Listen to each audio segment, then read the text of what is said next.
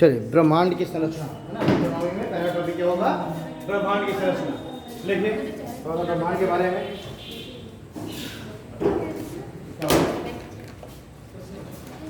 ये ब्रह्मांड की संरचना देखना चालू करते हैं। ब्रह्मांड की संरचना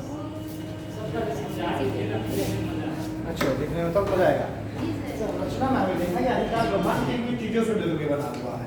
जैसे कि ब्रह्मांड की चीजों से बना हुआ डार्क मैटर, ठीक है, जैसे कि धूल कण, जलवात, आकाश गंगाएं, है ना, सूर्य, तारे, भाई सूर्य का एक तारा है ना, ऐसे ही हजारों और तारे हैं, है ना, और सबका एक एक अपना अपना परिवार है। जैसे कि हम सौर परिवार की बात करते हैं ना, ऐसे ही ब्रह्मांड में और भी बहुत सारे क्या हैं, तारे हैं, और तारों का अपना अपना परिवार है।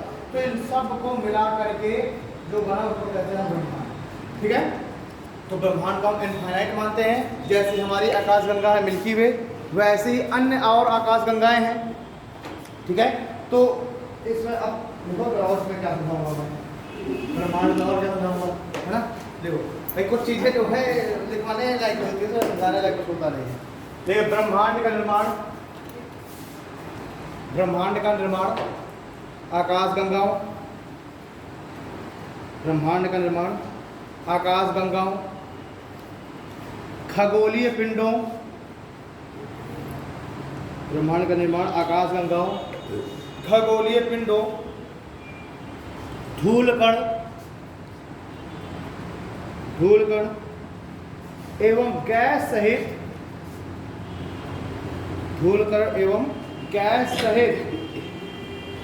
विशाल मात्राओं में काले पदार्थों का एक समूह से निर्मित संरचना है। काले समूह से निर्मित संरचना है,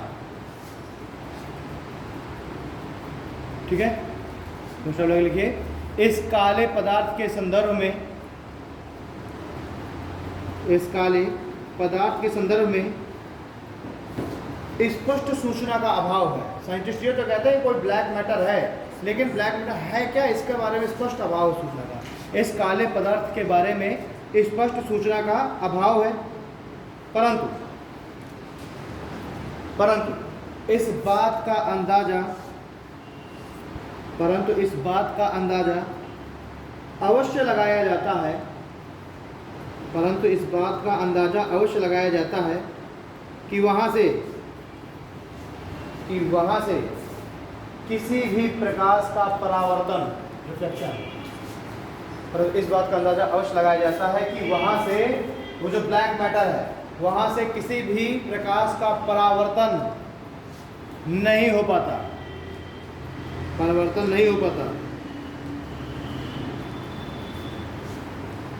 ठीक है। यानी वैज्ञानिक कहते हैं कि ब्रह्मांड में ऐसे कुछ ब्लैक मैटर्स हैं, उसमें क्या किया जाए, अगर उस पर कोई रोशनी पड़ती है तो रोशनी उसमें अब्जॉर्ब हो जाती है, वापस नहीं उसमें निकलती। जैसे कि हम देखते हैं कि जो ब्लैक होल्स होते हैं, ब्लैक होल भी कुछ ऐसे ही हैं, वो भी क्या करते हैं, वो देखिए अब हमें कोई वस्तु तब दिख रही होती है ना जब उससे प्रकाश टकरा के वापस आता है, ठीक है। अगर मुझे विनोद दिख रहा है तो क्यों दिख रहा है, क्योंकि सूर्य से जो आ रहा है प्रकाश वो इससे टकराया और टकरा के वापस आया, तब मुझे ये दिखा कि हाँ। लेकिन अगर यही क्या हो जाए, अगर यही बन जाए ब्लैक होल, तो जो इसके ऊपर प्रकाश पड़ रहा है उस प्रकाश को पूरा एब्जॉर्ब कर लेगा, प्रकाश का परिवर्तन ही नहीं होने देगा, रिफ्लेक्शन, और जब नहीं होने देगा तो ये हमको दिखेगा, ठीक। तो ब्रह्मांड में वैज्ञानिकों ने कहा कुछ डार्क मैटर्स हैं। अब वो डार्क मैटर क्या है जिसके बारे में इस पर जानकारी नहीं कि है क्या ये चीज़, लेकिन ये जरूर है कि उस पर जो भी प्रकाश पड़ता है उस प्रकाश को वो पूरी तरीके से अवशोषित कर लेता है, उसका रिफ्लेक्शन होने नहीं देता, इसलिए हमको वो चीज़ दिखाई देती है कि ये है क्या, ठीक, ओके। लेकिन ब्रह्मांड में ऐसे काले पदार्थ, ब्लैक मैटर्स, ब्रह्मांड में ऐसे काले पदार्थ की मात्रा 95 से 99% तक है। पूरा जो ब्रह्मांड है उसमें 95 से 99% ऐसे ब्लैक मैटर्स हैं, 95 से 99% है।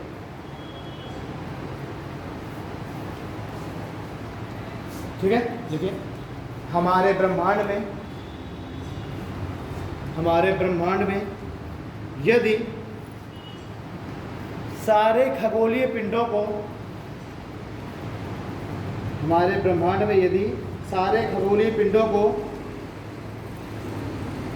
एक ही स्थान पर रख दिया जाए, हमारे ब्रह्मांड के यदि सारे खगोलीय पिंडों को एक ही स्थान पर रख दिया जाए, तो वे पूरे ब्रह्मांड के आयतन के, तो वो पूरे ब्रह्मांड के आयतन का केवल 1% ही है। तो पूरे ब्रह्मांड के आयतन का केवल 1% ही स्थान लेगा।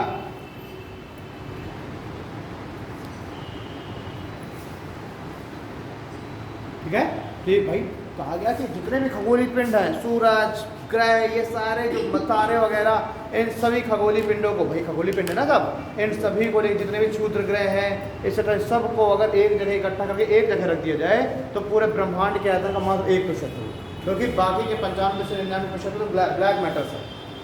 ठीक है, देखिए कारण से ब्रह्मांड का आकार दीर्घवृत्ताकार है, ब्रह्मांड का आकार दीर्घवृत्ताकार है, और स्वीकार किया जाता है कि, और स्वीकार किया जाता है कि इसका व्यास, और स्वीकार किया जाता है कि इसका व्यास 7 अरब प्रकाश वर्ष है,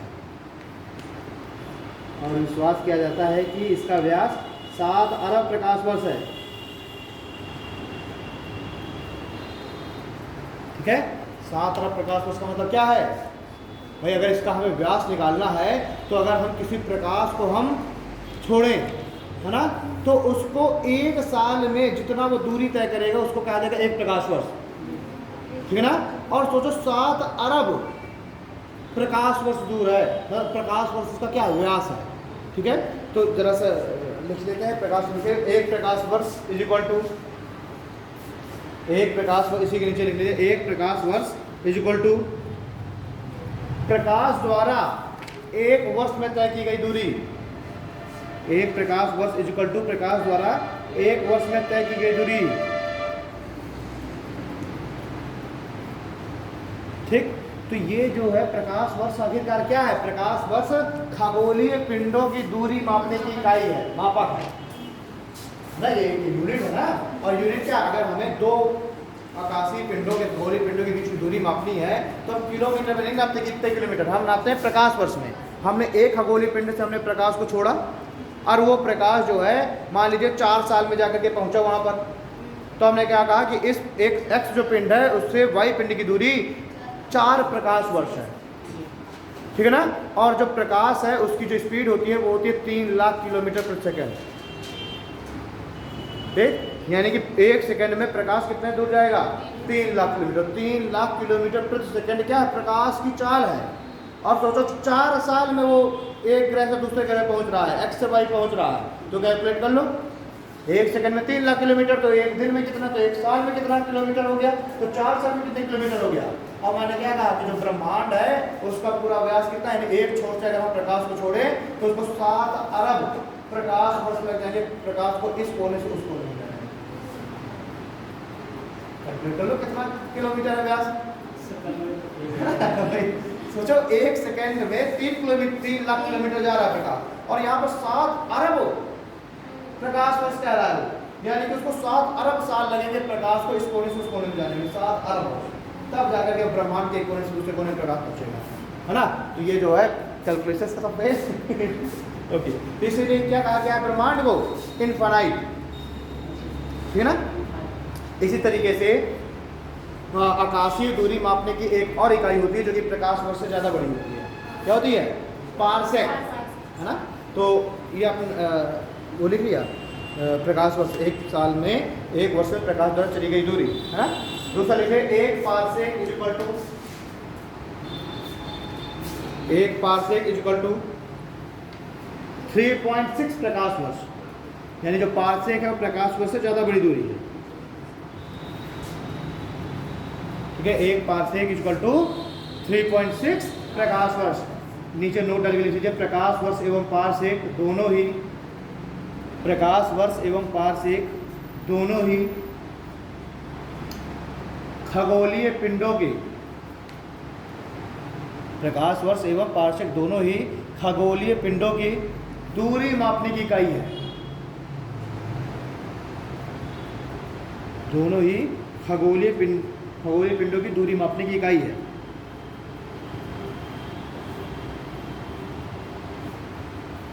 ठीक, प्रकाश की चाल लिख लीजिए। प्रकाश की चाल इक्वल टू 3 लाख किलोमीटर प्रति सेकेंड। 3 लाख किलोमीटर प्रति सेकेंड प्रकाश की चाल। एक और पॉइंट लिखे, 1 astronomical unit is equal to astronomical मतलब होता है खगोलीय। 1 एस्ट्रोनॉमिकल यूनिट, एक खगोलीय इकाई इज इक्वल टू,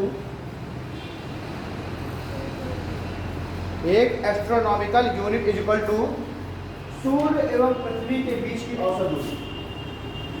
एक astronomical unit is equal to सूर्य तथा पृथ्वी के बीच की औसत दूरी।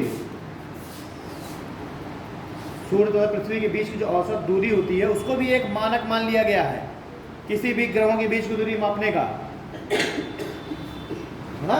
जिस तरीके से प्रकाश वर्ष को भी 2 पिंडों के बीच की दूरी मापने की इकाई मानी गई, वैसे ही पार्सेक को माना गया, वैसे ही 1 एस्ट्रोनॉमिकल यूनिट को भी माना गया 2 पिंडों के बीच की दूरी मापने को।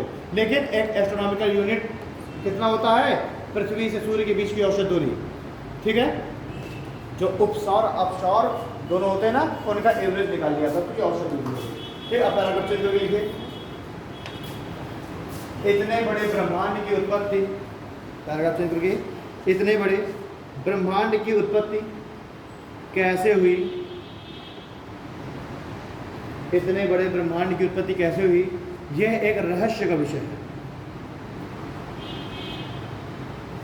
इतने बड़े ब्रह्मांड की उत्पत्ति कैसे हुई, ये एक रहस्य का विषय है। तो इस संदर्भ में 1953 ईस्वी में,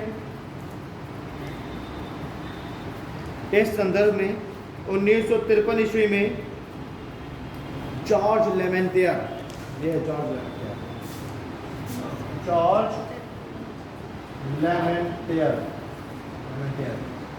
जॉर्ज लेमेंटियर ने महाविस्फोट, बिग बैंग, महाविस्फोट, बिग बैंग जिसे हम बोलते हैं, बिग बैंग थ्योरी।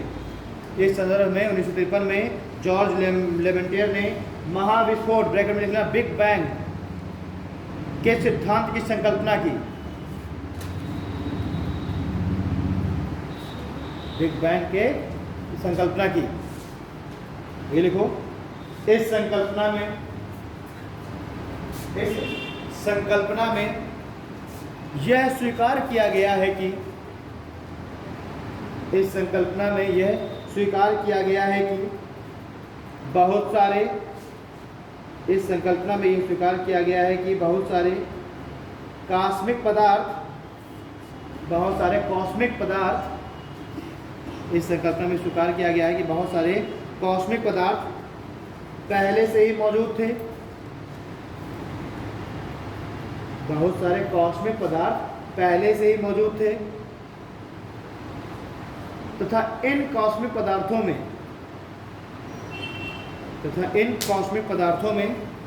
ऊर्जा विद्यमान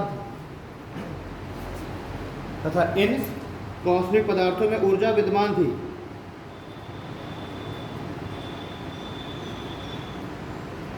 ठीक है। इस ऊर्जा के कारण ही वह मतलब कॉस्मिक पदार्थ, इस ऊर्जा के कारण ही वह आंतरिक भागों की ओर गतिशील थे, अंदर की ओर सब सेंट्रलाइज हो रहे थे, और इस ऊर्जा के कारण ही वे आंतरिक भागों की ओर गतिशील थे।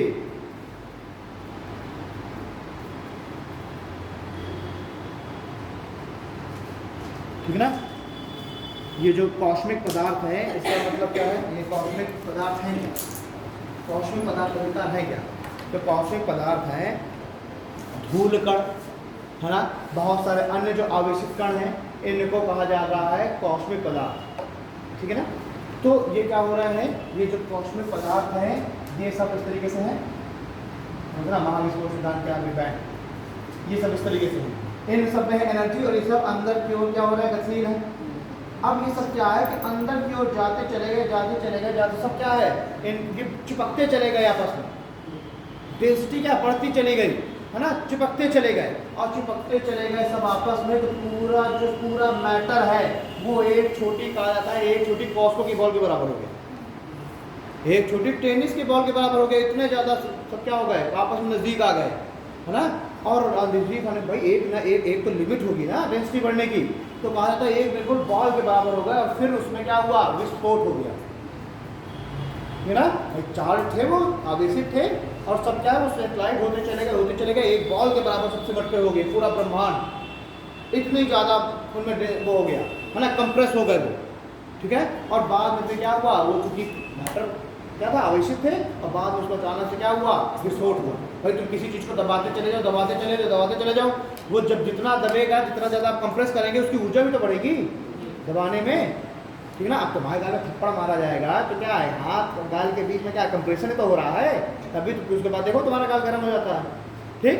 तो क्या हो रहा है कि उसमें क्या हुआ, जब एनर्जी बढ़ गई उसमें विस्फोट हुआ, और इसी विस्फोट को कहा गया बिग बैंग थ्योरी। और जब विस्फोट हुआ तो पूरा मैटर ऐसे पूरा छितर गया, दूर दूर तक चला गया,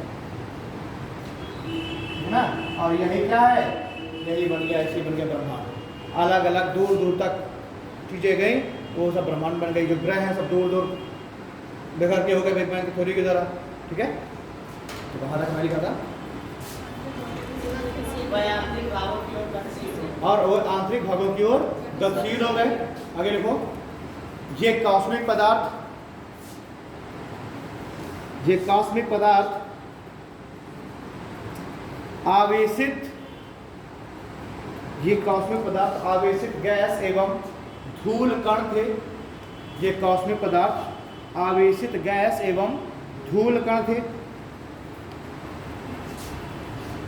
ठीक है। लिखे, इन आवेशित पदार्थों के, इन आवेशित पदार्थों के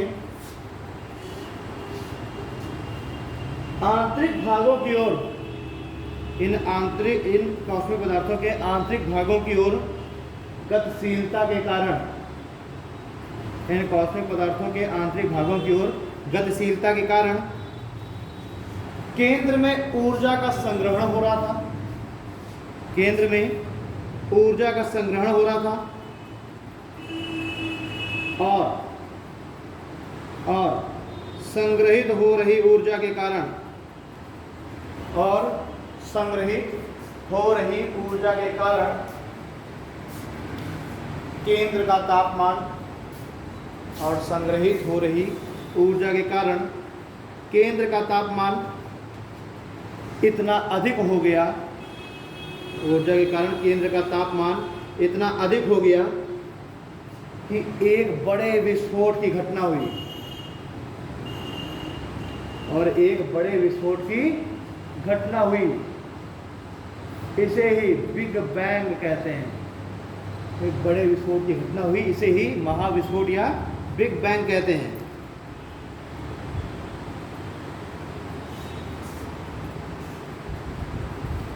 ठीक है। तो सब लिखे, इस विस्फोट के पश्चात, इस विस्फोट के पश्चात कॉस्मिक पदार्थों के असंख्य टुकड़े हो गए। इस विस्फोट के पश्चात कॉस्मिक पदार्थों के असंख्य टुकड़े हो गए, जिससे कॉस्मिक पदार्थों के असंख्य टुकड़े हो गए, जिससे खगोलीय पिंडों का निर्माण हुआ, जिससे खगोलीय पिंडों का निर्माण हुआ।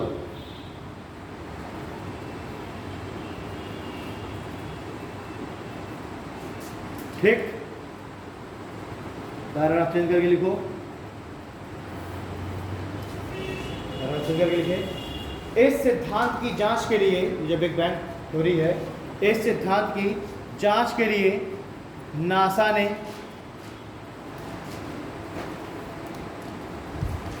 ने microwave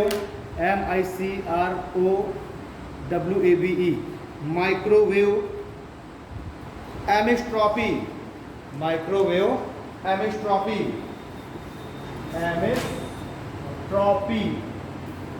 probe, microwave anisotropy probe, ठीक है, ब्रैकेट लिखना MAP, भेजा, माइक्रोवेव एनिस्ट्रॉपी प्रोब नामक मिशन भेजा, नामक मिशन भेजा। और इस मिशन ने माइक्रोवेव एनिस्ट्रॉपी प्रोब नामक मिशन भेजा, और इस मिशन ने यह स्वीकार किया कि, और इस मिशन ने यह स्वीकार किया कि ऐसी घटना, और इस मिशन ने यह स्वीकार किया कि ऐसी घटना आज से लगभग 12.7 अरब वर्ष पूर्व, और इस मिशन ने यह स्वीकार किया कि ऐसी घटना आज से लगभग 12.7 अरब वर्ष पूर्व हुई थी।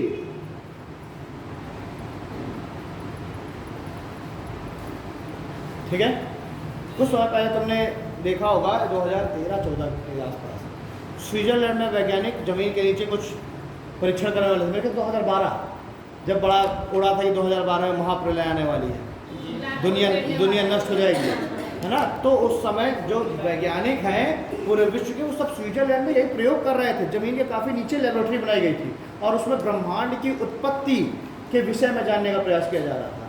ठीक है, और उस समय क्या कहा जाता है कि अगर ये फेल हो गया ये प्रयोग तो ये पूरी दुनिया नष्ट हो जाएगी, है ना। तो बहुत बार तो लोगों ने कहा कि सब दुनिया समाप्त होने वाली, दुनिया समाप्त होने वाली है, फिर ऊपर समाप्त होती है।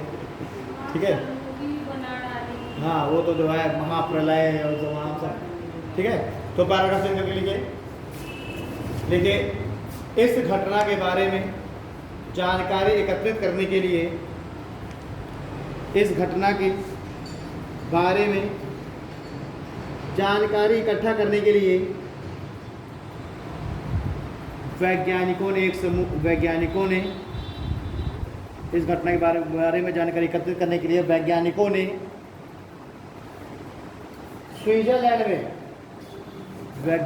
स्विट्जरलैंड में एक प्रयोग किया। वैज्ञानिकों ने स्विट्जरलैंड में एक प्रयोग किया और इस प्रयोग का उद्देश्य, वैज्ञानिकों ने स्विट्जरलैंड में एक प्रयोग किया और इस प्रयोग का उद्देश्य ब्रह्मांड के उत्पत्ति को जानना था। और इस प्रयोग का उद्देश्य ब्रह्मांड की उत्पत्ति को जानना था। ठीक है, देखो, इस महाप्रयोग को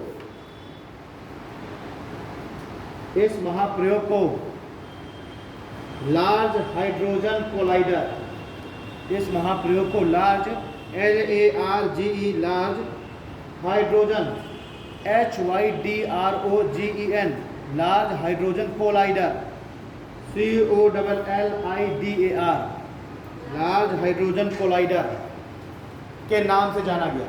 और इस प्रयोग को लार्ज हाइड्रोजन कोलाइडर के नाम से जाना गया।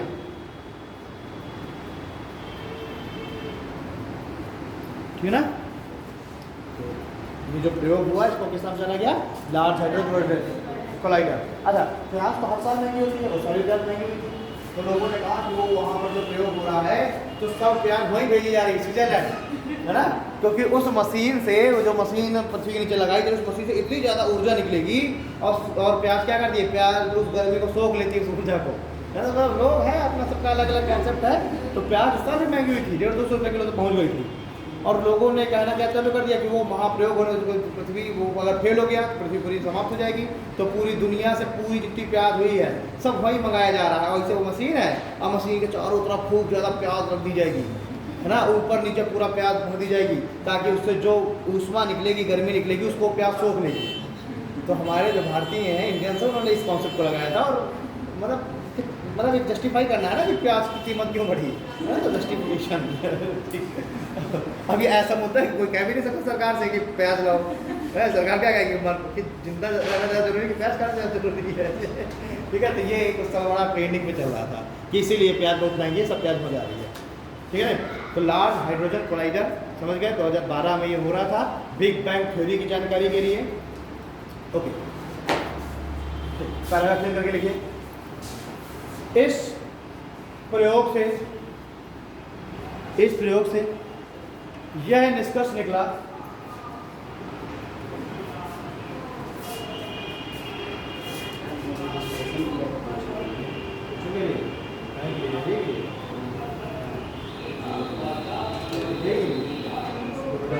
एग्जाम तो मेरे ख्याल से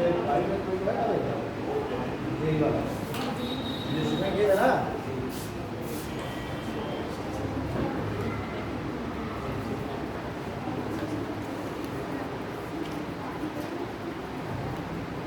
IIT JEE 18 मई को 2 बजे से एग्जाम है। आज 18 मई 2 बजे से 3:30 बजे तक एग्जाम है ना, ऑनलाइन एग्जाम होगा। भाई इनको जरा सा वो बता दो जरा, कैसे तुम लोग एग्जाम दिए थे, मुझे उसके बारे में आइडिया नहीं है। इनसे सीख समझ लो। आपको लॉगिन करना होगा फोन पे। हाँ फोन पे तो ईमेल आईडी, जिस मेल आईडी और फोन से लॉगिन किया है तो उसमें पहले आपको ईमेल आईडी डालना पड़ेगा, यूजर नेम में, पासवर्ड में आपको फोन नंबर डालना होगा। उसके बाद आपका लॉगिन होगा।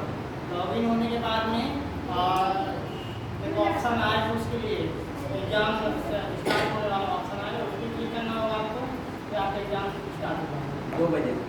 2 से 3:30 है एग्जाम, ठीक है, एंट्रेंस एग्जाम। हो सकता है शायद मिल ही जाए 2 बजे तो 2:30 बजे से, लेकिन आप खोलते रहिएगा। तो ऐसा भी है क्या कि वो बाद में भी खुलेगा तब भी? देखो मैं बता दूँ तुमको स्पष्ट रूप से, मुझे कुछ आइडिया नहीं है एग्जाम में, मैंने नहीं आया। हाँ तो हमने नहीं किया, वो सब बाबू का काम है, मेरा काम नहीं। देखो उसको उससे देखो उससे समझो, इसको समझा दो जरा इन बच्चों को। रजिस्ट्रेशन नंबर तो डलेगा सर, सब डलेगा। रजिस्ट्रेशन में लॉगिन आईडी मिली है ना। अब आप जाएंगे सरकारी रिजल्ट पर जाएंगे, उस नंबर पर अगर ये होगा जल्दी जल्दी करते हैं, करते हैं।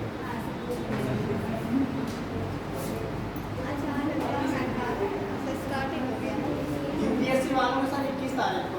हाँ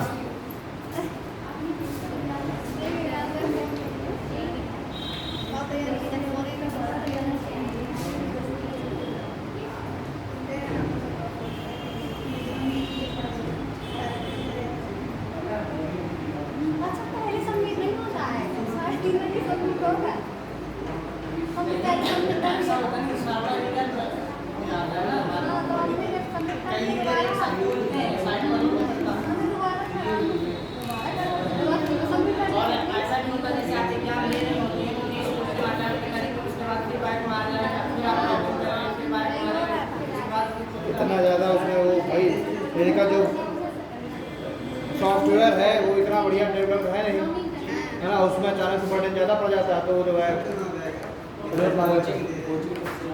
हाँ, इंट्रेंस के बाद आपको एक ग्रुप में ऐड कर दिया जाएगा और उस ग्रुप में ऐड होने के बाद फिर आपका अरे यार तुम एक बात बताओ, IIT से तो मैं नहीं अटेंड करते यार, अभी इसी साल का पास हो ना, अभी वो ना मतलब अभी रिजल्ट नहीं आया। 11 पास किया, 11 पास किया हाँ। देखिए मुझे ऐसा लगता है कि 12th के पास आउट होने के बाद सबसे बेहतर है एनडीए, क्योंकि वही एक एग्जाम है जो आपको कक्षा 12 पास आदमी को भी अधिकारी बना देता है। और कोई ऐसा है क्या एग्जाम जो कक्षा 12 पास को अधिकारी बना दे? नहीं, सबसे साल में 2 बार होना है, 6 महीने के अंदर अंदर ज्वाइनिंग दे देना उसको।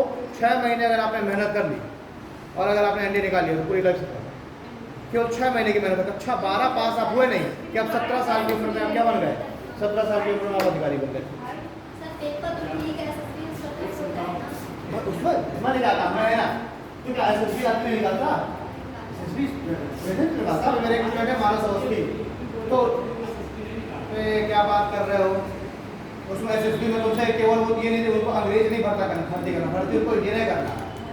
ये SSB का केवल एक वो है बना है कि यार SSB नहीं निकालता, कैसे नहीं निकलता SSB? आप यार इंग्लिश स्पीकिंग ही तो आपको करनी है, आपको बोलना ही बस, आपको मेरी बात को समझना ही बस। स्पीकिंग क्या इतना टफ काम है क्या स्पीकिंग? क्या आप स्पीकिंग करें? इंग्लिश सब कोई बोल लेता है, बस आपके अंदर कॉन्फिडेंस नहीं। अगर तुम केवल इंग्लिश बोलना चालू कर दिए ना, तुम सोचो कि सामने वाला कहेगा गलत इंग्लिश बोल रहा है, देखो तो अपने आप इंग्लिश बोलना चालू कर दो।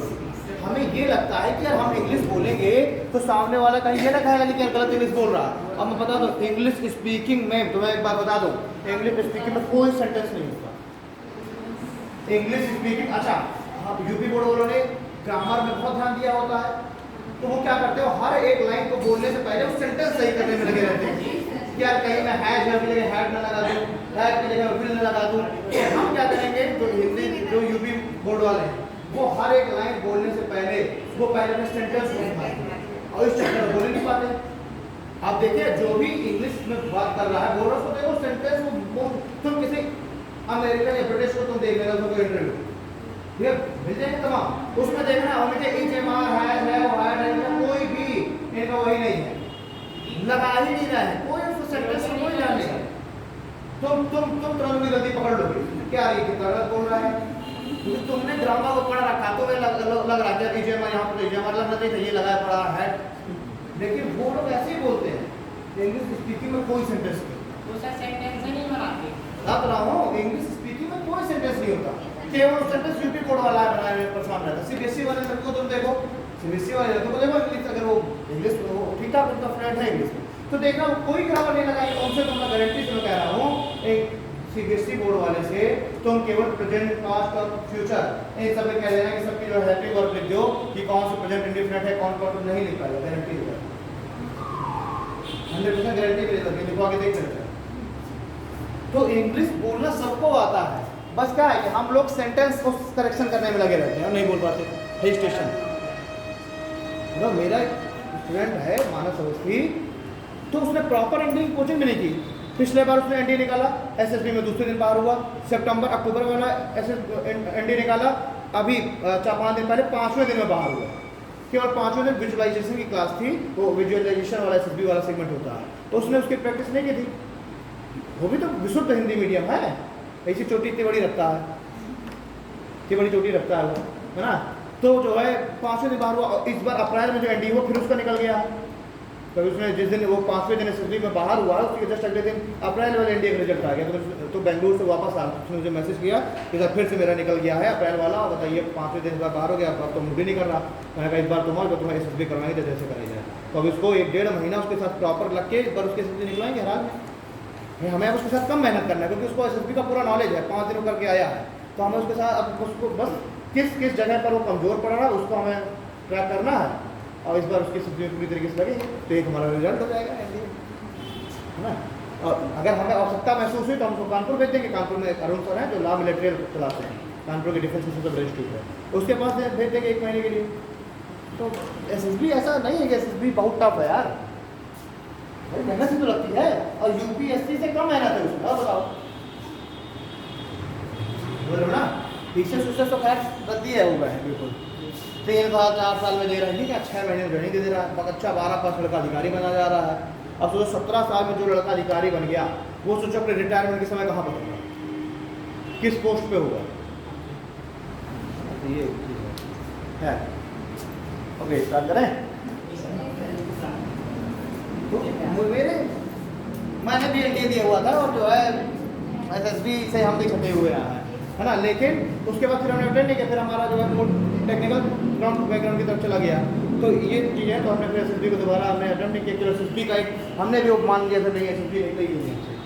बाकी सब लोग कह रहे थे कि जो है नहीं आप कोशिश करो, और एसएसबी ऐसा नहीं करेगा। हमने भी यही मान के उसी गुफा मान के बैठ गए कि नहीं एसएसबी हमसे निकलेगी नहीं, क्यों, क्योंकि हम हिंदी मीडियम है। अब देख रहे हैं क्या फिर हिंदी मीडियम वालों को निकलता है, इसी वजह से निकलता। तो हम भी जो है पहले दिन जाकर के बाहर हो गए थे, तब से फिर अटेम्प्ट नहीं किए। तो हाँ, रेफरेंस करके क्या लिख रहे थे हम लोग, इस प्रयोग से यह निष्कर्ष निकलता है कि कॉस्मिक पदार्थ, इस प्रयोग से यह निष्कर्ष निकलता है कि कॉस्मिक पदार्थ की उत्पत्ति, कॉस्मिक पदार्थ की उत्पत्ति गॉड पार्टिकल्स से हुई है। गॉड पार्टिकल्स, एक पार्टिकल्स खोजा है वैज्ञानिकों ने जिसका नाम दिया है गॉड पार्टिकल्स। कॉस्मिक पदार्थों की उत्पत्ति गॉड पार्टिकल से हुई है, जिसे हिजिस बोसॉन कहते हैं। ये गॉड पार्टिकल्स को क्या कहा जाता है, यानी कि ये हिजिस बोसॉन है, ये इन्हीं को कहा जाता है गॉड पार्टिकल्स। तो कॉस्मिक पदार्थों की उत्पत्ति गॉड पार्टिकल से हुई है, जिसे हिजिस बोसॉन नाम दिया गया है। गॉड पार्टिकल को क्या नाम दिया गया है, हिजिस बोसॉन।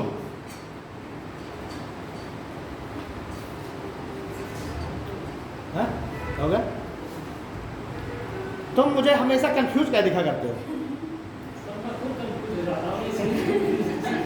मैं जब भी हकीकत बता रहा हूँ, मैं जब पहले डे से मैं इसको देख रहा हूँ, मैं जब भी इसके फेस की तरफ देखता हूँ मुझे हमेशा ही कंफ्यूज लगता है, तो मैं उसमें चला जाता हूँ। बिल्कुल सर, नर्वस हो जाता हूँ कि यार क्या मतलब इसको समझ में नहीं आ रही चीज़ क्या है। सही की बात है, कंफ्यूज होते हैं। तो अब इसमें अगर गॉड पार्टिकल नाम है, जो कॉस्मिक पदार्थ है की उत्पत्ति हुई गॉड पार्टिकल से, मतलब वैज्ञानिकों ने पार्टिकल्स खोजे और उनका नाम दिया कि ये गॉड पार्टिकल है, क्योंकि इन्हीं गॉड पार्टिकल से ही इस दुनिया, इस ब्रह्मांड की संरचना हुई है। तो जो संरचना करता है उसको तो हम गॉड कहते हैं ना। तो वैज्ञानिकों ने कहा कि इन पदार्थ से ही क्या हुई है, इन पार्टिकल से ब्रह्मांड की रचना हुई है। कास्मिक पदार्थ नहीं से निकले ना, कास्मिक पदार्थों से ब्रह्मांड की रचना हुई, तो उनका जो ऑरिजिन है वो तो गॉड पार्टिकल हो गया ना। तो जो पदार्थ वो मिले उनको कहा गया गॉड पार्टिकल्स, और गॉड पार्टिकल्स थोड़ा कहा रह जाएगा, तो उन पार्टिकल्स का नाम क्या रखा गया? हिजिस बोसॉन।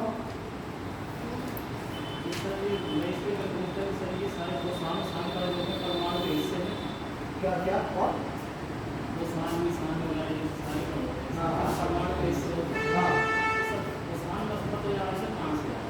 इसका बोसॉन नहीं है, इसका नाम ही है हिजिस बोसॉन। ये अलग बिल्कुल नामकरण इसका किया गया है, ये अलग मैटर है, ये एक अलग मैटर है हिजिस बोसॉन, ठीक है। ये एक अलग पार्टिकल है। कहा गया कि इसी हिजिस बोसॉन पार्टिकल से ही पूरे के पूरा जो कॉस्मिक पदार्थ है उनकी रचना हुई है, ठीक है। ये वो वाला बोसॉन नहीं है, ये हिजिस बोसॉन, ठीक है। एक नया पार्टिकल जो खोजा गया, जो खोजें हो रही हैं वैज्ञानिकों के द्वारा, उसमें से वही जो 2012 वाला जो महाप्रयोग था उसी में खोजा गया है इस पार्टिकल को, लार्ज हाइड्रोजन कोलाइडर में।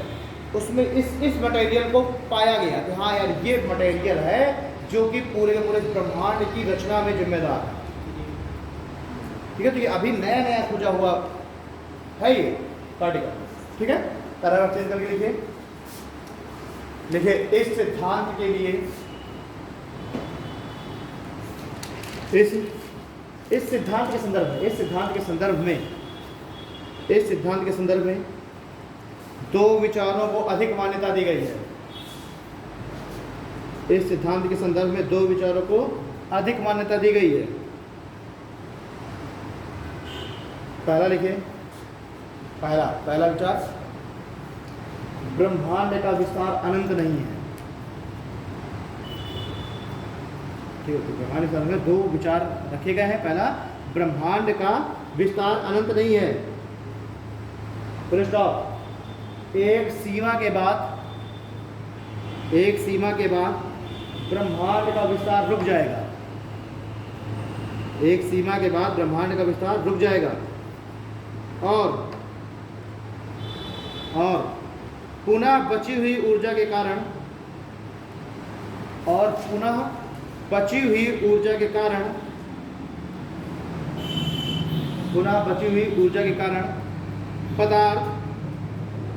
पदार्थ आंतरिक भागों की ओर गतिशील हो जाएंगे, और पुनः बची हुई ऊर्जा के कारण पदार्थ आंतरिक भागों की ओर गतिशील हो जाएंगे, जिससे सारे पिंड पुनः एकत्रित हो जाएंगे। वो नहीं आएगा आशीष, जिससे सारे पिंड पुनः एकत्रित हो जाएंगे एवं पुनः ऊष्मा का संकेंद्रण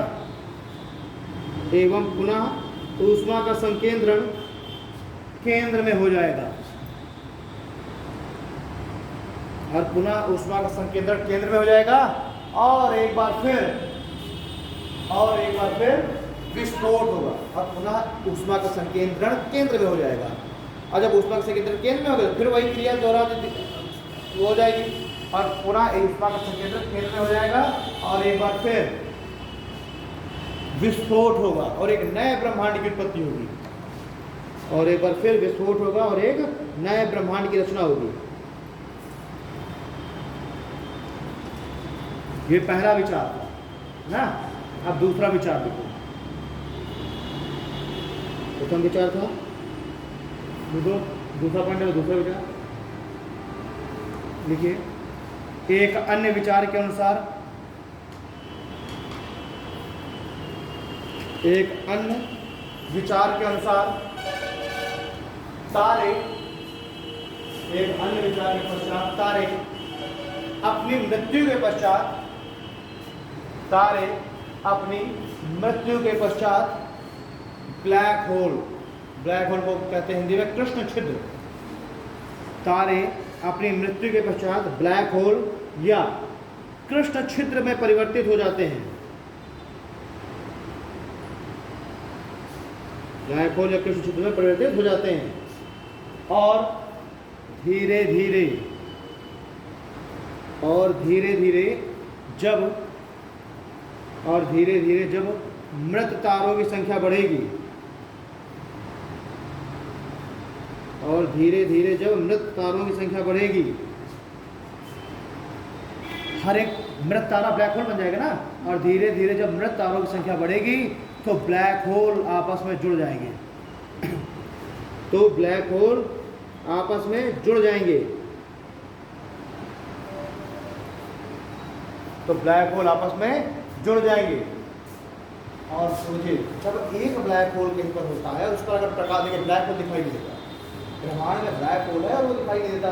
क्यों? क्योंकि वो जो है, जो भी उसका उस पर ऊर्जा, वो प्रकाश पड़ रहा है, वो उस प्रकाश को सोख लेता है, तो पता ही नहीं चलेगा हमें आगे की जो है कोई मृत डेड स्टार आगे टहल रहा है ना। अब वो क्या कर रहा है, उसका चूंकि गुरुत्वाकर्षण बल इतना अधिक हो जाता है, भाई सोचिए कि उस ब्लैक होल का जो ग्रेविटेशनल फोर्स इतना अधिक हो जाता है कि कोई भी प्रकाश अगर उस पर पड़ा तो उस प्रकाश को ही क्या कर लेता है, खींच लेता है ना। यानी कि इसका ग्रेविटेशनल फोर्स इतना अधिक है कि वो प्रकाश तक को नहीं अपने से होकर गुजरने देता, उसको तक खींच लेता है ब्लैक होल। और जब ब्लैक होल बहुत सारे हो जाएंगे, देखिए हर एक तारा की अवस्था होती है, प्रत्येक तारा अंत में जाकर के मृत हो जाएगा। जब तक उसमें ऊर्जा है तब तक क्या है, तब तक वो जिंदा है। जैसे उसकी ऊर्जा खत्म होगी वो क्या हो जाएगा, डेड हो जाएगा। सूर्य भी क्या है, सूर्य भी कुछ समय में डेड हो जाएगा। सूर्य में भी जब तक ऊर्जा है तो उसमें हाइड्रोजन हीलियम टकरा रही है और सब क्या हो रहा है, ऊर्जा बन रही है, ये सब चीज़ें हैं। तो सूर्य में भी जब तक ऊर्जा है तब तक सूर्य जिंदा है भी, है ना। और सूर्य भी क्या होगा, एक समय ऐसा आएगा जब सूर्य की भी ऊर्जा खत्म हो जाएगी और सूर्य भी क्या हो जाएगा, डेड हो जाएगा। और किसमें कन्वर्ट हो जाएगा, ब्लैक होल। ठीक, तो ब्लैक होल का ग्रेविटेशनल फोर्स बहुत अधिक हो जाता है। तो जब बहुत सारे ब्लैक होल हो जाएंगे, ब्लैक होल बढ़ते चले जा रहे हैं, तारे डेड होते चले जा रहे हैं, असंख्य तारे हैं, तो वो सब क्या हो रहा है, क्योंकि सबका ग्रेविटेशनल फोर्स अधिक है तो सब एक दूसरे को खींच लेंगे अपने पास। और जब सब एक सारे ब्लैक होल एक दूसरे को खींच लेंगे तो बहुत सारे ब्लैक होल मिलकर के एक बड़ा एरिया बना लेंगे ना। और जब वो इतना बड़े एरिया में हो जाएंगे तो उनका ग्रेविटेशनल फोर्स और ज़्यादा बढ़ जाएगा। तो वैज्ञानिकों ने कहा एक समय ऐसा आएगा जब ये ब्लैक होल पूरे पूरे ब्रह्मांड को अपने अंदर खींच लेंगे और पूरा ब्रह्मांड खत्म हो जाएगा।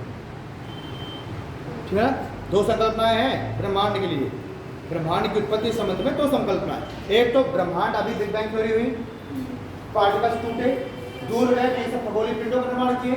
लेकिन कहा गया कि जो खगोलीय जो ब्रह्मांड है इसका आकार सीमित नहीं है।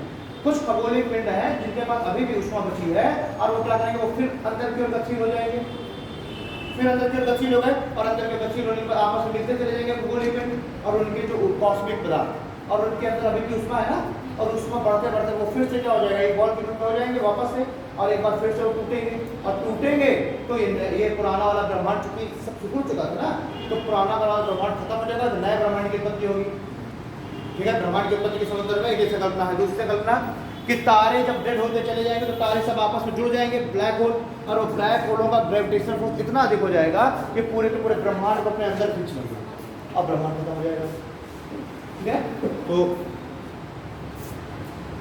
तारे मृत तारे क्या है, ब्लैक होल या कृष्ण छिद्र कहलाते हैं। आगे क्या, इसके आगे कुछ बोला मैंने? हाँ, और धीरे धीरे बहुत से मृत तारे, और धीरे धीरे बहुत से मृत तारे आपस में जुड़ जाएंगे, और धीरे धीरे बहुत से मृत तारे आपस में जुड़ जाएंगे, जिससे ब्लैक होल का आकार, जिससे ब्लैक होल का आकार एवं गुरुत्वाकर्षण शक्ति, जिससे ब्लैक होल का आकार एवं गुरुत्वाकर्षण शक्ति दोनों में ही वृद्धि होगी।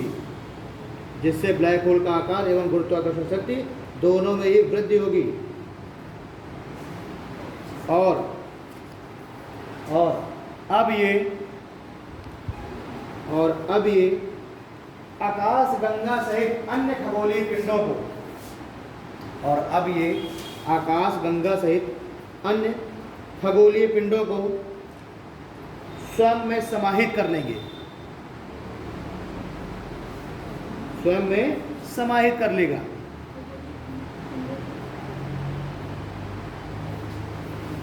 ठीक। और हाँ, ग्रेविटेशनल फोर्स अधिक हो जाएगा और ये अब आकाशगंगा सहित अन्य खगोलीय पिंडों को अपने अंदर मतलब क्या कर लेगा, आकर्षित कर लेगा, निगल लेगा। ठीक है, ये सुनो, ये जो घटना है हर एक आकाशगंगा में अलग अलग होगी। आकाशगंगा में सैकड़ों आकाशगंगा ऐसे करेंगे, एक ही आकाशगंगा है। हमारी आकाशगंगा क्या नाम है, मिल्की वे ना। तो हमारे यहाँ ऐसी बहुत असंख्य आकाशगंगाएं हैं। हर एक आकाशगंगा में बहुत से तारे हैं और हर तारे के अपना अपना परिवार है। सौर, जैसे अपना सौर परिवार है तो हर एक तारे का अपना अपना परिवार है। तो क्या है, लाखों करोड़ों की संख्या में है आकाशगंगाएं, उतनी ही संख्या में है तारे, उतनी ही संख्या में है उनके ग्रह। ठीक है, तो ये जो घटना है ब्लैक होल बनने की हर एक आकाशगंगा में होगी। भाई हर एक आकाशगंगा में उसके तारे हैं ना स्वयं के। अब वो तारे जब डेड हो जाएंगे तो बन जाएंगे ब्लैक होल। तो सारे तारे आपस में मिल जाएंगे और मिलकर के ब्लैक होल का आकार बड़ा हो जाएगा, गुरुत्वाकर्षण बड़ा हो जाएगा। तो वो जो हर जो ब्लैक होल है वो क्या करेंगे, अपनी पहली आकाशगंगा को खींचेंगे ना भाई, अपनी आकाशगंगा को पहले वो खींच लेंगे। तो एक आकाशगंगा खत्म, ऐसे ऐसे करते करते धीरे धीरे हर आकाशगंगाओं में तारे डेड होते चले जाएंगे, ब्लैक होल बनते जाएंगे और अपनी अपनी आकाशगंगा को खींचते जाएंगे और ऐसे ऐसे करके पूरी आकाशगंगाएं सब क्या हो जाएंगी, निकल दी जाएंगी किसके द्वारा, ब्लैक होल के द्वारा। और ऐसे करके ब्रह्मांड का अंत हो जाएगा। ठीक है, एक पर लिखाने को जहाँ वो रिटर्न टूट गया तो वो सेंटेंस चेंज हो जाता है। अब उसको बताओ, लाइन रिपीट करो कैसे। हाँ ओके। और ये ब्लैक होल आकाशगंगा सहित अन्य खगोलीय पिंडों में और अन्य खगोलीय पिंडों को अपने में समाहित कर लेंगे। और ऐसी ही घटना अन्य सभी आकाशगंगाओं में होगी। और ऐसी ही घटना सभी आकाशगंगाओं में होगी और संपूर्ण ब्रह्मांड का अंत हो जाएगा। और संपूर्ण ब्रह्मांड का अंत हो जाएगा।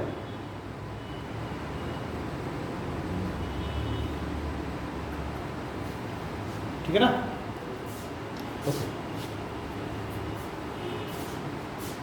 है डालो आकाशगंगा या गैलेक्सी, आकाशगंगा या गैलेक्सी।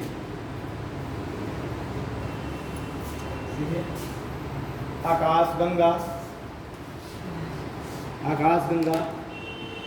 तारों, गैस, आकाशगंगा तारों, गैस, धूलकण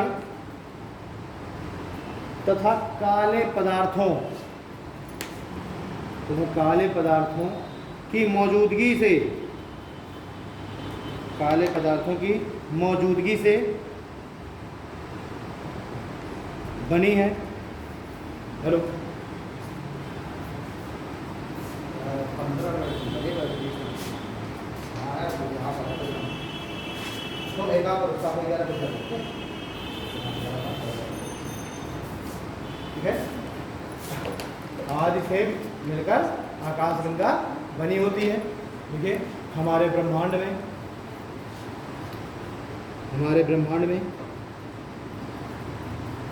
असंख्य आकाशगंगाएं हैं। हमारे ब्रह्मांड में असंख्य आकाशगंगाएं हैं।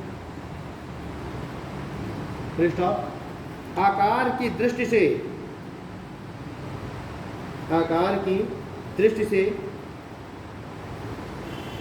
आकाशगंगा 3 प्रकार की होती है। आकाशगंगा 3 प्रकार की होती है। कौन सी? पहली दीर्घवृत्ताकार, देखो कैसे कैसे आकाशगंगा है। एक तो है आकाशगंगा इक्लिप्स यानी दीर्घवृत्ताकार आकाशगंगा, यानी कि साइज के आकार के हिसाब से है। हर एक आकाशगंगा मतलब 3 तरह के शेप में आकाशगंगाएं मिलती हैं। आकाशगंगा तो बहुत है, लेकिन उनका शेप में 3 तरीके की है, 3 टाइप्स की आकाशगंगा। एक दीर्घवृत्ताकार इक्लिप्स आकार की, दूसरा सर्पिलाकार आकाशगंगा यानी स्पाइरल, और तीसरा है अनसेप्ड, कोई आकार नहीं होता, तीसरे तक ये है अनसेप्ड, अलग अलग तरह की है, ठीक है, यानी अनसेप्ड। तो 3 उसमें हमने बांट दिया। एक ग्रुप है दीर्घवृत्ताकार इक्लिप्स, दूसरा सर्पिलाकार और तीसरा अनसेप्ड। अनसेप्ड को हिंदी में क्या बोलेंगे?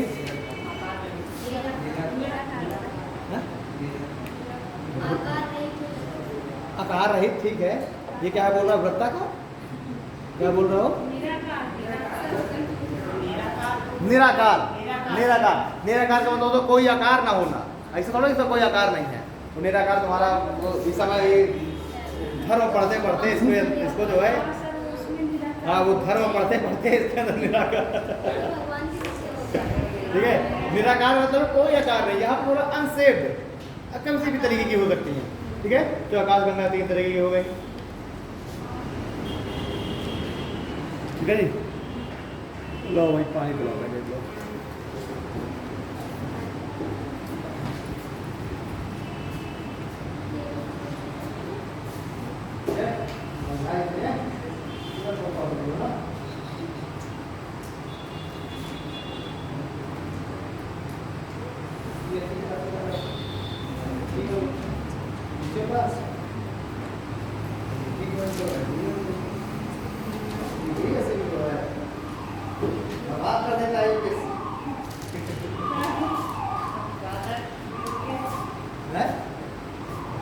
गलत क्या रहा? चलिए क्या कह रहे हो?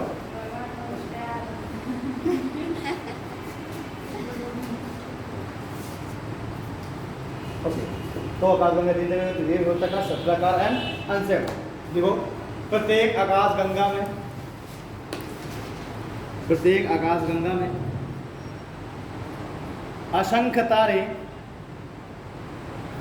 प्रत्येक आकाशगंगा में असंख्य तारे और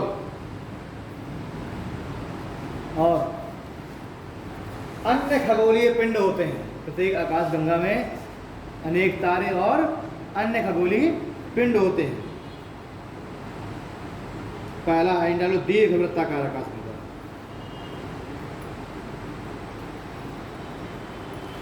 दीर्घवृत्ताकार आकाशगंगा,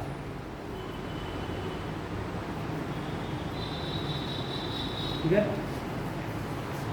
अब दीर्घवृत्ताकार आकाशगंगा कैसे होगी?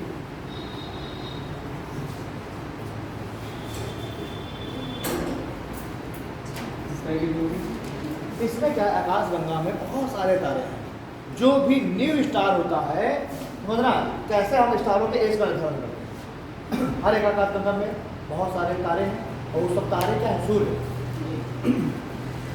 तारे क्या है? सूर्य है। सूर्य कुछ अलग नहीं है। सूर्य क्या है? तारा। बचपन से पढ़ते चले आ रहे हैं ना कि जिस खगोलीय पिंड में अपनी स्वयं की ऊष्मा हो वो तारा कहलाता है, और सूर्य भी एक तारा है। यही तो हम यही लाइन बचपन से रखते चले आ रहे हैं ना कि जिन खगोलीय पिंडों में अपनी स्वयं की ऊष्मा है वो तारे हैं, और सूर्य भी एक ऐसा ही तारा ही है, ठीक है। हमारा जो सौरमंडल है, हमारा ये सौर परिवार है, उसका मुखिया है सूर्य, जो सभी ग्रहों को ऊर्जा दे रहा है। ऐसे ही अन्य भी हैं, है ना, उनका भी एक मुखिया, उनका भी एक तारा है। और ग्रह की क्या है डेफिनेशन? ये खगोलीय पिंड ऐसे होते हैं जिनके पास अपने स्वयं की ऊष्मा ऊर्जा नहीं होती, ऊष्मा और ऊर्जा नहीं होती। तो उनको ऊष्मा और ऊर्जा सूर्य प्रदान करे या तारा प्रदान करे, उनके जो है फैमिली का, ग्रुप का, है ना, तो ये होते हैं ग्रह। तो ऐसे ही जो आकाशगंगा होती हैं, इनमें क्या होते हैं?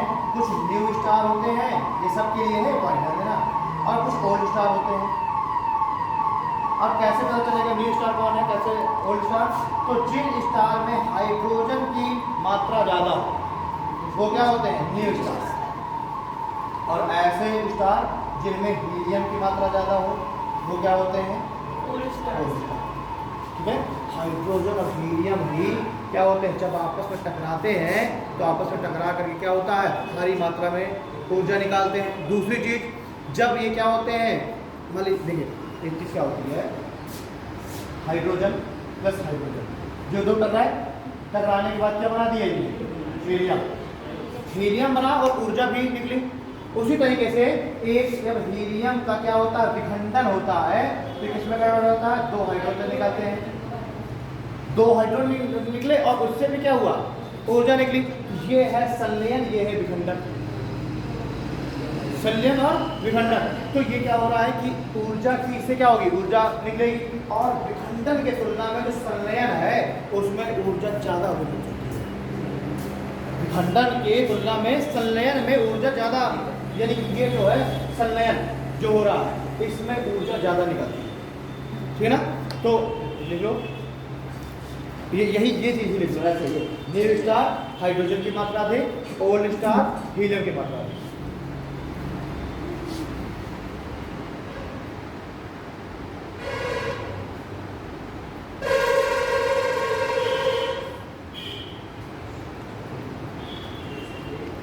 ठीक है, ओके।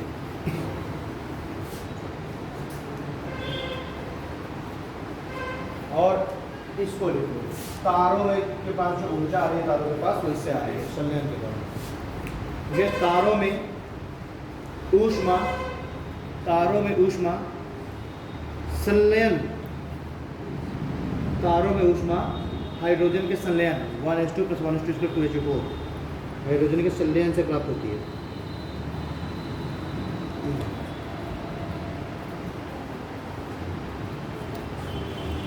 ठीक है, दीर्घवृत्ताकार में हमको कोई ज़्यादा मतलब नहीं है क्योंकि हमारी जो आकाशगंगा वो दीर्घवृत्ताकार वाली नहीं, वो सर्पिलाकार वाली है ना, स्पाइरल शेप वाली। दूसरा लिखिए स्पाइरल शेप, स्पाइरल शेप। अब जो स्पाइरल शेप आकाशगंगा है वो इस तरीके से, इसमें 3 भुजाएं होती हैं।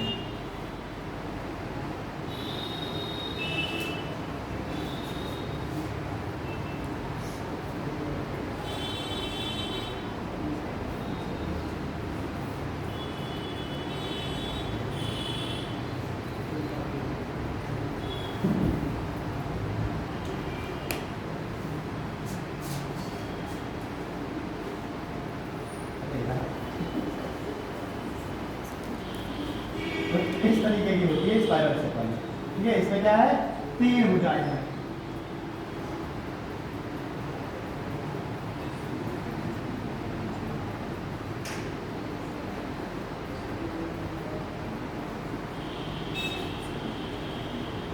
इस तरीके से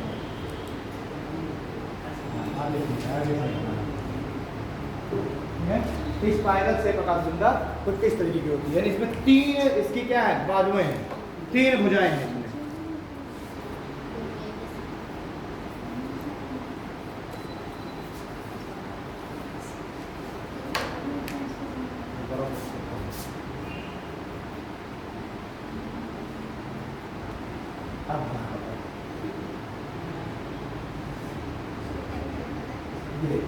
ये है, अब आया है ना, हमारी जो मिल्की वे इस शेप की है, स्पाइरल शेप की, ठीक है ना। तो इस तरह से बनाओ, एक बार ये चले जाओ, मैंने वहाँ पर एक बार पेन को उठा के ना इसके ऊपर हो रहा है ना। तो ये है ऐसे, और इसमें क्या है बहुत सारे इस तरीके से खगोलीय पिंड है, ठीक। और हमारा सूर्य इस जगह पर है,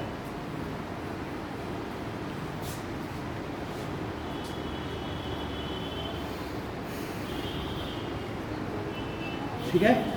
इसी में क्या होते हैं, तो कुछ न्यू स्टार होते हैं, न्यू स्टार को ऐसे बना दो, ओल्ड स्टार को ऐसे बना दो। तो इसमें न्यू स्टार भी है, ओल्ड स्टार भी है, न्यू स्टार भी है, ओल्ड स्टार भी है, ठीक।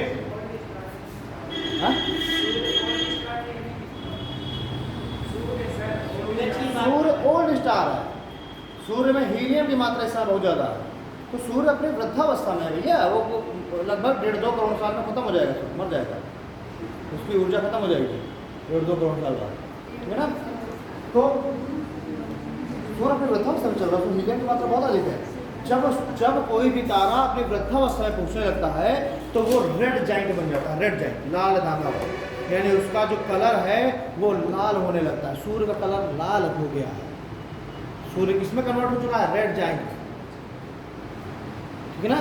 सूर्य तो ये अभी मैं आगे बताऊंगा। तो हर एक तारे का देखिए, जैसे जो लौ होती है तो लौ में भी आप देखेंगे कि लौ की भी अलग अलग अवस्था में अलग अलग उसकी कलर होता है, वो ऊष्मा का जो उसकी लौ होती है उस लौ का अलग अलग कलर है। जो ब्लू कलर है वो उसमें सबसे ज़्यादा ऊष्मा होती है। फ्लेम जलती है ना फ्लेम, तो फ्लेम में जो नीला वाला ब्लू वाला जो कलर है उसमें सबसे ज़्यादा ऊष्मा होती है। येलो वाले में और कम ऊष्मा होती है और रेड वाले में बिल्कुल कम ऊष्मा होती है। फ्लेम में, एक फ्लेम में 3 से 4 कलर हैं फ्लेम में, है ना। तो जो सबसे नीचे आप देखोगे बिल्कुल कोर में, उसके बिल्कुल सेंटर पे नीले कलर की फ्लेम होती है, फिर येलो कलर की फ्लेम होती है और उसके ऊपर रेड कलर की फ्लेम होती है। तो जो रेड वाली फ्लेम होती है उसमें ऊष्मा कम है। हमारा सूर्य कैसा हो चुका है? रेड, यानी कि उसमें ऊष्मा कम हो चुकी है, वो धीरे धीरे खत्म होने की कगार पर है। ठीक है ना, ये बनाइए। हाँ, कुछ उसमें बनाइए ऐसे करके खगोलीय पिंड,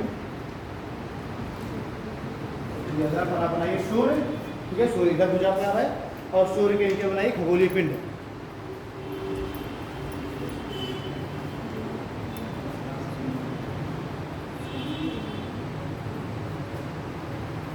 ठीक है, देखिए आकाश गंगाओं का डायामीटर को क्या बोलते हैं हिंदी में? व्यास। सॉरी, व्यास। आकाश गंगा का डायामीटर 1,00,000 लाइट ईयर तक हो सकता है। आकाश गंगाओं का डायामीटर 1,00,000 लाइट ईयर तक हो सकता है। 1,00,000 लाइट ईयर, 1,00,000 प्रकाश वर्ष तक हो सकता है। ठीक है, आगे लिखे। हमारी आकाश गंगा का नाम मिल्की है। हमारी आकाश गंगा का नाम मिल्की वे है। हमारी आकाश गंगा का नाम मिल्की वे है।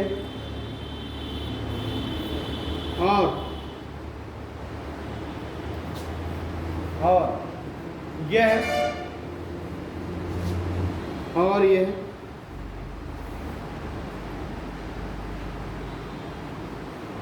एरावत पथ पर स्थित है। और यह एरावत पथ पर स्थित है। हमारी आकाशगंगा का नाम मिल्की वे है और यह एरावत पथ पर स्थित है।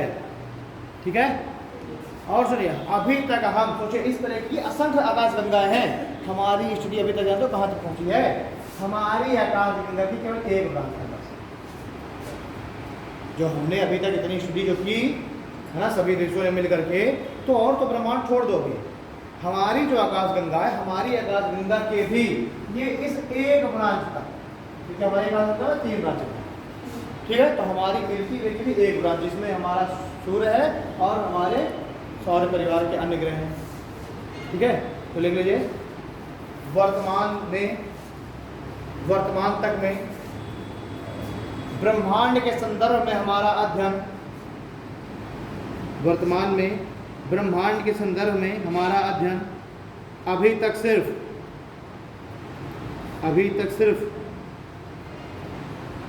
हमारी आकाशगंगा के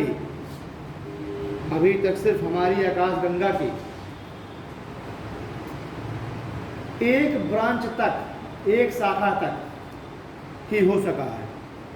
एक शाखा तक ही हो सका है। ठीक है, ये हो गई। अब देखो तीसरी अनसेव्ड आकाशगंगा। अनसेव्ड ऐसे कुछ नीचे होगी, ऐसे बन जाएगी इस तरीके से, है ना। अनसेव्ड आकाशगंगा है ना, या क्या बोलते हैं, अनियमित ना, अनियमित आकार की आकाशगंगा। ठीक है, ये अनसेव्ड होता अनियमित आकार की आकाशगंगा। देखिए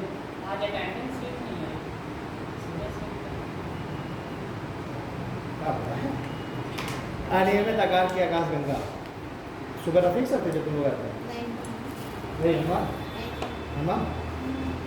रफीक बाबू थे कि हनुमान? ठीक है, लिखे अनियमित आकार की आकाशगंगा का निर्माण, अनियमित आकार की आकाशगंगा का निर्माण हमेशा ही दो आकाशगंगाओं के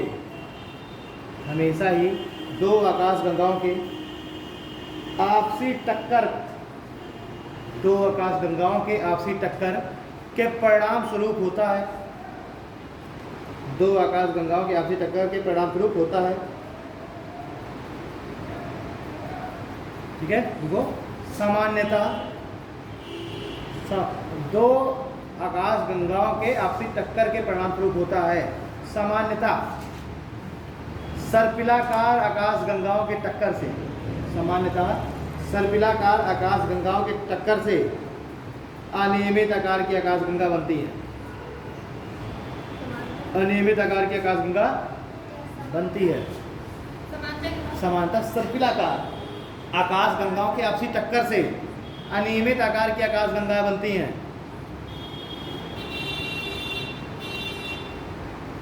ठीक है, अब एक वर्ड सुना होगा मंदाकिनी, बच्चों ने पढ़े होंगे। हमारी आकाशगंगा का नाम है मिल्की वे, और मिल्की वे कहाँ स्थित है? मंदाकिनी में, मंदाकिनी का हिस्सा है। यानी कि एक तरीके से मंदाकिनी और बड़ी संकल्पना है। यानी कि एक मंदाकिनी के अंदर बहुत सारी आकाश गंगाएं होंगी, है ना। तो 24 आकाश गंगाओं के ग्रुप को मंदाकिनी कहा जाता है ना। यानी एक मंदाकिनी के अंदर कितनी आकाश गंगाएं हो सकती हैं? 24। है मंदाकिनी, मंदाकिनी देखो 24 आकाश गंगाओं के समूह को, 24 आकाश गंगाओं के समूह को मंदाकिनी की संज्ञा दी जाती है। मंदाकिनी की संज्ञा दी जाती है, जिसमें से एक मंदाकिनी की संज्ञा दी जाती है, जिसमें से एक हमारी आकाश गंगा है, जिसमें एक हमारी आकाश गंगा है। फुल स्टॉप लगा लिखो। मंदाकिनी की संकल्पना, मंदाकिनी की संकल्पना भारतीय ज्योतिष विज्ञान, एस्ट्रोलॉजी, मंदाकिनी की संकल्पना भारतीय ज्योतिष विज्ञान के अंतर्गत की गई है। मंदाकिनी की संकल्पना भारतीय ज्योतिष विज्ञान के अंतर्गत की गई है। भारतीय ज्योतिष विज्ञान के अंतर्गत की गई है। जबकि पश्चिमी खगोलीय विज्ञान, पश्चिमी देशों में, अमेरिका, यूरोप में, जबकि पश्चिमी देशों के खगोल विज्ञान में ऐसी संकल्पना नहीं है। जबकि पश्चिमी देशों के खगोल विज्ञान में ऐसी संकल्पना नहीं है। ठीक है, हाँ देखिए, अगर लिखे निहारिका, निहारिका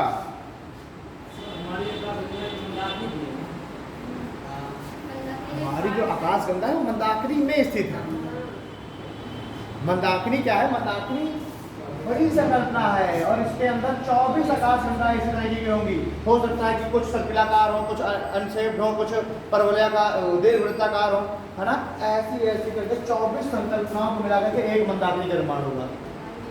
ठीक है ना। तो हमारी जो आकाश गंगा मिल्की वे है, क्या नाम है मंदाकिनी? क्या नाम है? दुग्ध मेखला ना, दुग्ध मेखला। हमारे आकाश गंगा क्या नाम है? दुग्ध मेखला। ठीक है, तो हमारी जो मिल्की वे है वो दुग्ध मेखला में स्थित है। नहीं यार, नहीं यार, नहीं, हमारी मंदाकिनी का क्या नाम है? हमारी मंदाकिनी का यार, अरे यार सुनो मेरी बात, हमारे ज्योतिष विज्ञान में ही मंदाकिनी की संकल्पना है ना। तो हम लोग कहते हैं कि ब्रह्मांड में हमारी आकाश गंगा मंदाकिनी नहीं स्थित है। कुछ नाम नहीं हम लोग कहते। हमेशा हम लोग ये पढ़ा करते थे कि हमारी जो आकाश गंगा है वो मंदाकिनी में स्थित है ना। मंदाकिनी, मंदाकिनी उस ग्रुप का नाम मंदाकिनी है। देखिए क्या माना गया कि हर 24 आकाश गंगाओं का एक ग्रुप है, और वो जिस ग्रुप में हमारी आकाश गंगा है उस ग्रुप का नाम है मंदाकिनी। तो ये संकल्पना हमारी है ना, भारतीय संकल्पना है ना, हमारे एस्ट्रोलॉजर्स की, हमारे जो ज्योतिष विज्ञान की जो शाखा है ना, उसकी संकल्पना है। तो हमने क्या माना कि हमारी आकाश गंगा मंदाकिनी का नाम है। अब बाकी देश अपना अपना अपना अलग अलग मान ले, उसको मानना है। ठीक, हिंदी। निहारिका, नेबुला, निहारिका को इंग्लिश में बोलते हैं नेबुला,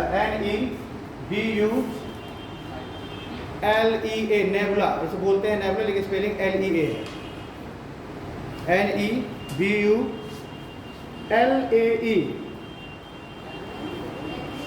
NEBULAE, ठीक है, बोलते हैं हम लोग नेबुला है, स्पेलिंग इसकी LAE है, ठीक है। लिखो, निहारिका का तात्पर्य, निहारिका का तात्पर्य, निहारिका का तात्पर्य मेघ से लिया जाता है, मेघ, निहारिका का तात्पर्य मेघ से लिया जाता है, मेघ से लिया जाता है। Full stop. लैटिन भाषा में, लैटिन भाषा में इसका अर्थ, लैटिन भाषा में इसका अर्थ कोहरा होता है, कोहरा, लैटिन भाषा में इसका अर्थ कोहरा होता है, कोहरा होता है, लिखिए कोहरा, कोहरा, कोहरा नहीं जानते, फॉग, ठीक है। इस खगोलीय पिंड की खोज, इस खगोलीय पिंड की खोज टम्पवेल नेबुला के द्वारा की गई, टम्पवेल नेबुला, इस खगोलीय पिंड की खोज टम्पवेल नेबुला के द्वारा की गई।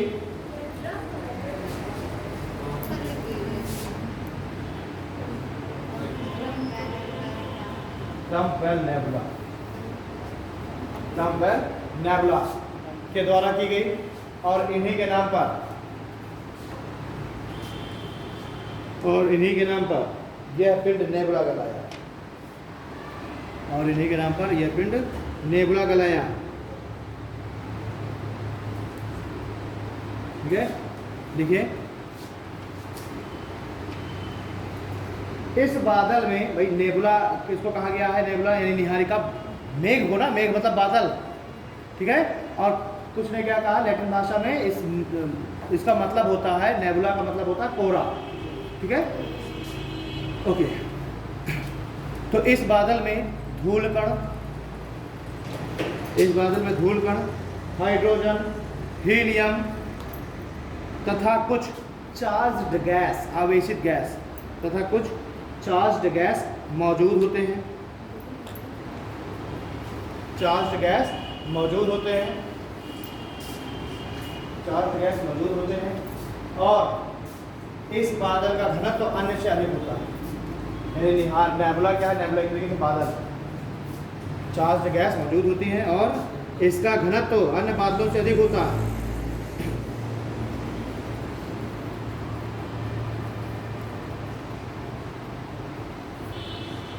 ठीक है।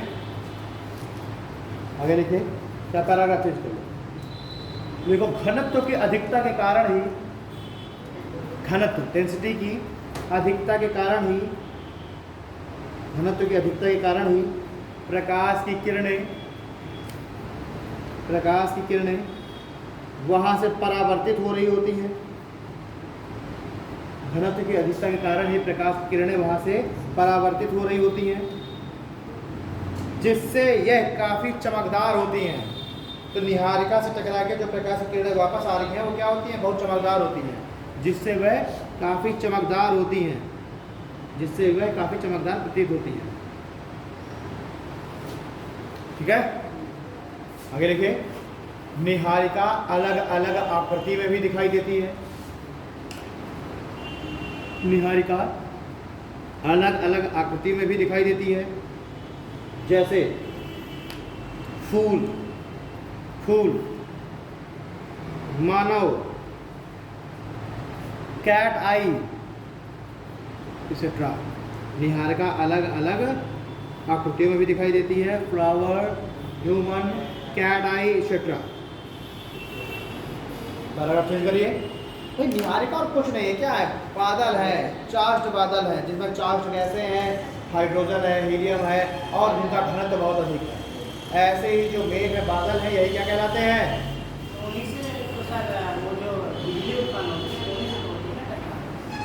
ठीक है ना, जो बिजली उत्पन्न होती है ऐसे चार्ज बादलों जिनका घनत्व ज़्यादा है, इन्हीं बादलों के ही टकराने से आपस में क्या होती है, बिजली उत्पन्न होती है, जो तेज, जो गड़गड़ाहट वाली बिजली, ठीक है ना। बादल ही बहुत तरह के हैं, बादल बहुत तरीके के होते हैं, ये भी एक तरीके के, ये एक अलग किस्म है। अन्य बादलों से ज़्यादा इसका घनत्व है, इसलिए प्रकाश की किरणें जब इस पर टकराएंगी तो टकरा करके इनका क्या हो जाएगा, रिफ्लेक्शन होगा, और जब रिफ्लेक्शन होगा तो बहुत चमकदार होगा। ठीक है, देखिए पैराग्राफ से करके लिखिए, निहारिका का आकार काफ़ी बड़ा होता है। निहारिका का आकार काफ़ी बड़ा होता है। निहारिका का आकार काफ़ी बड़ा होता है। कुछ निहारिकाएं तो एक प्रकाश वर्ष तक बड़ी हो सकती हैं। कुछ निहारिकाएं तो एक प्रकाश वर्ष तक बड़ी हो सकती हैं, और कुछ 100 प्रकाश वर्ष के बराबर भी हैं, और कुछ 100 प्रकाश वर्ष के बराबर भी हैं।